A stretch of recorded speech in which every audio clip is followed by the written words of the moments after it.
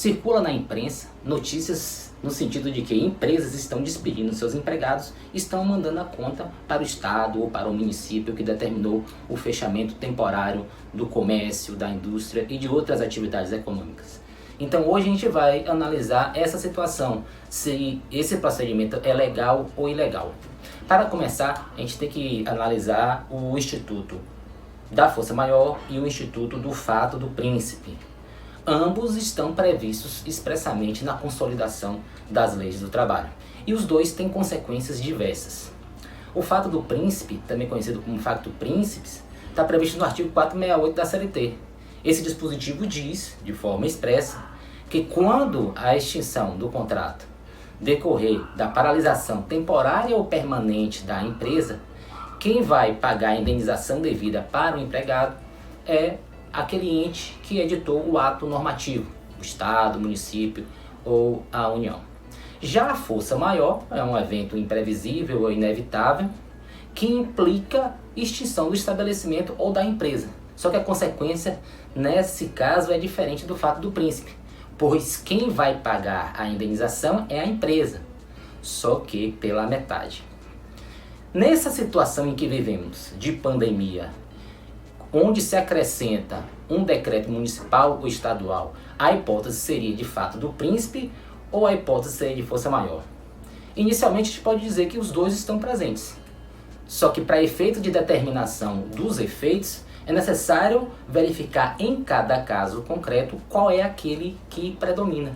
Se é primeiramente a força maior ou se é depois o ato do gestor que determinou o fechamento do comércio ou da indústria.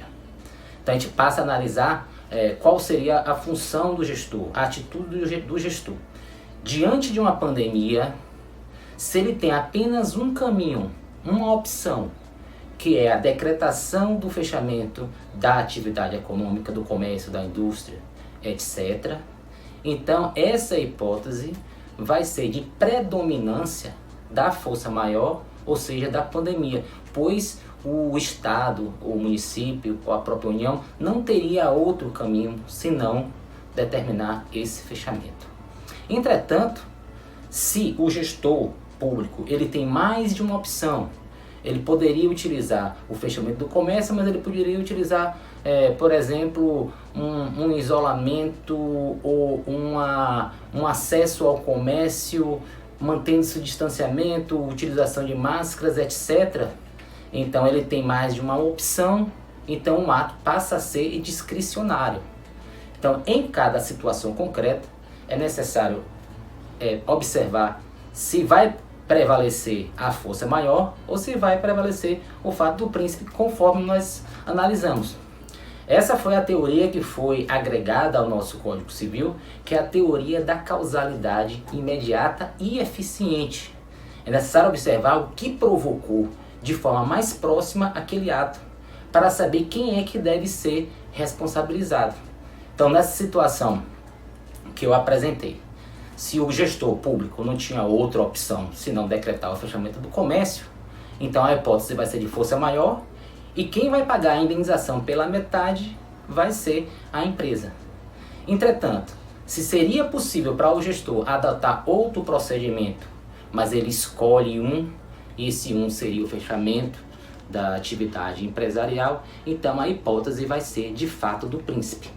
Então, em uma eventual questão processual, a parte deve promover uma ação, caso ele se sinta prejudicado, contra a empresa, e aí caberá à empresa, se entender assim, indicar o ente da federação que seria responsável pelo pagamento daquela indenização. Aí resolveria então a questão processual e a própria Justiça do Trabalho que seria competente para definir se a responsabilidade é do município, do Estado ou da União, ou se a responsabilidade é da empresa.